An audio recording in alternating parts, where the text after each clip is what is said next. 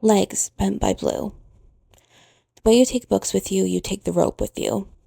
It will not follow you, yet you will follow it, as you do when someone says the word jump, and your mind is not up to snuff to call it by themselves unknowing dictator's bluff. The sidewalk wasn't made for flower girls.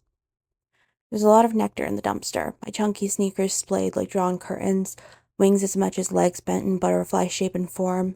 My sunglasses don't obscure the sweet smell, only a bit of sweet color. Orange pinafore turned oversized sandstone on amber lines drawn long ago, but the penciling remains fine on concrete. The open space, the dry blue, and the backdrop is mere sky brought down to precisely my level. Task: sit pretty. Even the arm and body flapping guy is at rest, hot pink legs leant back with one knee lifted and keeping watch. There's a girl, pretty, blonde, and baby blue. Her opposite knee wants to puncture peace, but her jacket is falling faster than a snail. I asked her why she sat on the ground with clean white sneakers just past traffic officers. She said the plush seat behind her was covered, which it was, practically saran wrapped.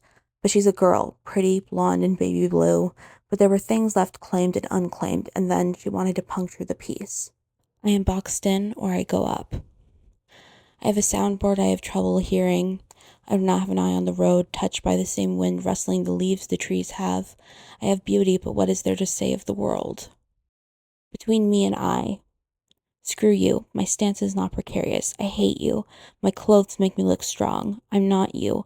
The world tries to frame me. I'm on the road. I'm on the road. The sky has my back. My white flag is mine. Hands on the pedals, firm. A woman on the street asked, "What's with the black roses?" I chuckled, and she repeated, "What's with the black roses?"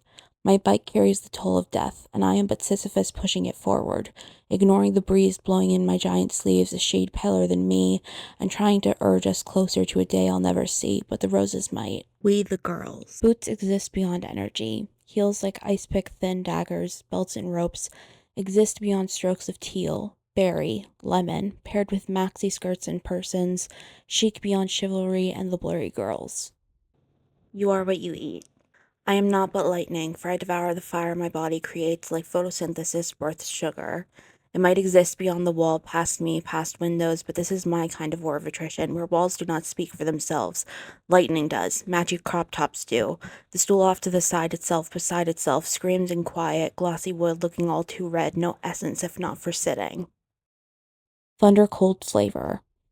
Kitty cat shirt in white, Fim's potato chips in hand, lollipops dipped in an inverted sole, a mouth of blue cotton candy flavoring, more than the straight sugary floss, hair falling and hair flying, and the reality's armband looks sharp as fuck to the touch, beyond a course set to detonate in full color but singularity's peace. Maybe it'll coil in the brain. The hole in the sky is engorged and bleeding a storm despite the barriers at play up there. The construction halfway between heaven and a girl directing lightning straight to her own parietal lobe. Fencer gate. It's quite nice inside, dim lights lighting gold, where outside your shirt wants to be in too. Your hair might have leaky brain fluid, or your hairdresser was drunk, and you provided the alcohol that gets struck within your veins now. Now the fence is an accessory as much as the fluid, as much of the crime. Disturb the peace, don't disturb the peace. Static, static, static. By your own hand, the thing is about to blow. In a sea of metallic blue, you might as well name the searing fire after the green of your tube top. By your own hair, the world cannot be too cruel, for you look toward the camera like you can pinpoint fate, highlights highlighting more than an actual marker or the lightning of the lightning. Inventing charm. We're in white and pink like Cupid. Do not talk about Cupid. We're in a swirl of cosmos. Good. Impersonal is good. We wander around to avoid sorrow, back away, far away. We'd talk to ourselves if we could. We can try, but they have us pegged as but material girls. Looking past it. A blonde girl with a small build and bangs and a large mole splotched on one leg, above the knee and off to the side of her bread purse, because the world is one of bread and cream, stares into space, not bothering to look at the donut with a chunk missing, for she balances bread on her head like a rite of passage on moss beneath the cosmos. Base coat of hot pink heels and stockings. The girl with the crochet bunny mask has the strangest eyes, blue on top or blue on bottom, mascara careful which side it's on which side of her face, which she stands before like it's perhaps the day's forecast. Manner of dress not quite typical for the job, but that's not her job. Her job is to be the girl with the crochet bunny mask, with the strangest eyes, blue on top or blue on bottom, mascara careful which side it's on which side of her face, which she stands before like it's perhaps the day's forecast. Say croissant properly. It's in place of her ears and deserves to hear its true name, not the garbled nonsense for which she will step on me, you, herself, mostly herself, in baby pink high heels with laces that mean business, the way only laced pumps shadowing splotches of green can. Air ride.